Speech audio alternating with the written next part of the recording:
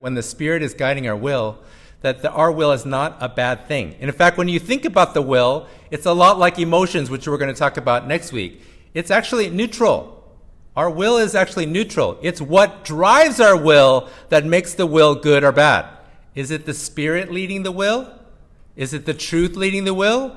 Or is our flesh leading the will? Or is the world leading our will? Okay, so the will itself is neutral. Okay, but the question we need to ask is, what is driving the will? Okay, so let's take a look at that. I think the correct order that we see in the Bible is this. Okay, so when we talked about the soul being the mind, will, and emotion, there's an order to that as well. Okay, it should start with your mind, and then your will, and then your emotions. Okay, your mind, what you believe in, what you think is true, what you think is not true. That's going to drive your choices. That's going to drive your will, what you're going to choose, what decisions you make. And as a result, emotions flow out from that. Okay, our emotions flow out from what we believe and what we choose. Okay, let me give you an example. Okay, so it's very important that we understand this kind of order. So it was 2018, okay, so a few years ago. And if you remember, I shared this at one time a few months ago in 2018, and that's when God started stirring something in me. I was 49, I was about to turn 50, and I felt like God stirring in my spirit to kind of draw a line in the sand. That a lot of times throughout my years, fear has kind of crept in and stolen things away. Stolen away opportunities, stolen away moments and years and all of these things that God had wanted for me. And so I started addressing those things. I started addressing fear. At the end of 2018, the Lord was asking me to do something. Okay, so I was going all throughout that year addressing those different things and feeling a lot of freedom and release and breakthrough and transformation that was happening in 2018. Towards the end of 2018, I felt like the Lord saying that this was a significant time, that He wanted me to really focus in to really break free. And so what He asked me to do was to do a 40-day fast. Okay, so let me give you some background. Okay, me and fasting, we're not good friends. Okay, so I have always had a hard time with fasting. Okay, so you might have different experiences in your Christian life, but food is like very important to me. Okay, I always say my love language is food. So if you want to express love to me, like, let's go share a meal together, right? That's where I feel like loved, right? It's through food. And food has always kind of been that way for me. There's an emotional tie. So fasting has always been difficult. Fasting's always been a hard thing. And whenever I've fasted in the past, it's really been out of duty or obligation or peer pressure or because like the rest of the church is doing it or other people, like this is what we're going to be doing during the time and you need to get on board with this. And so that's kind of been my experience. So when the Lord told me that He wanted me to do a 40-day fast, I was very hesitant. Okay, I was very hesitant. Okay, my longest fast that I had ever done before that was 7 days. Okay, and that was only one time.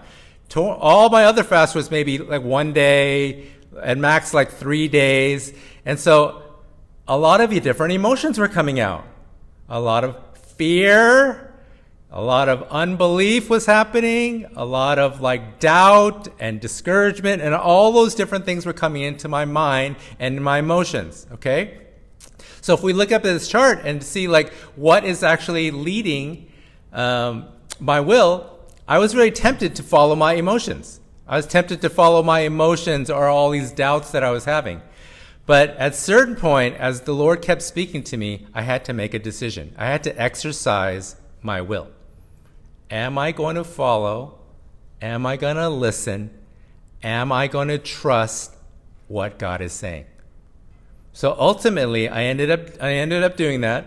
Okay, it took several weeks for me to do that. I'll be honest, it took several weeks for me to do that. In fact, I would not share with anyone what the Lord was telling me because I was afraid if I told somebody that suddenly I was going to end up having to do it. So I remember the first time I talked to someone at church, one of my good friends, and I told him about this, and I'm like, oh no, okay, now I'm committed. Somebody else knows, right? And so that's how I entered in, okay? But I exercised my will. I choose to do this based upon my belief, my trust, and my faith. Nothing else was aligned. My feelings weren't aligned. All of my past experiences weren't aligned. But I exercised my will based upon what I believed God was saying and what I believed was true, what he was leading and how he was directing. Okay, so I entered in this fast period. Okay, can I tell you, I'm trying to think if I'm not exaggerating here. I think I can be honest when I say that was the easiest fast I ever did. It was easier than some one-day fasts that I've done. And you might be thinking, okay, come on, really? But genuinely, that's why I kind of paused before I actually say that. Am I really being genuine and sincere? I think I am. That was one of the easiest fasts I've ever did. In fact, at the end of the 40 days, I could have kept on going. I felt like I can just keep going, right? And I was asking God, do you want me to keep going? Okay, but having said that, there are several things that we want to get from that. One is, it really makes a difference when you sense the Lord is leading you and guiding you to do something. Okay, for example, like fasting. I've done fasts, like I said, from duty and obligation just because other people are doing it. Those have been very, very difficult. But I've also fasted and had experiences when I really felt the Lord was leading me and guiding me. And this was a big testimony to that it's so different. It was so different. There was something different. But having said that, there were challenges. Okay, there were some challenges that were happening. Okay, one of the challenges I'll share with you, I asked my wife for permission. She said, okay, was, I can't remember exactly the day it started, but the 40 days ran through Thanksgiving. Okay, it ran through Thanksgiving. Okay, now there's a lot of different things that made this difficult. Okay, one is Thanksgiving is actually one of my favorite holidays. Okay, one is because of Thanksgiving. It's good to be thankful, but to be honest, it's about food. I love Thanksgiving food. I love the turkey. I love the ham. I love the stuffing, mashed potatoes. I love it. You know, when people have all those leftovers and eat it for, I love that. I want to have leftovers so I can keep on eating this day after day after day after day. I love Thanksgiving, right? So that was one of the issues. So like, oh my gosh, it's going to go over Thanksgiving. The other issue was my wife, when she was having Thanksgiving is really important because it's about family.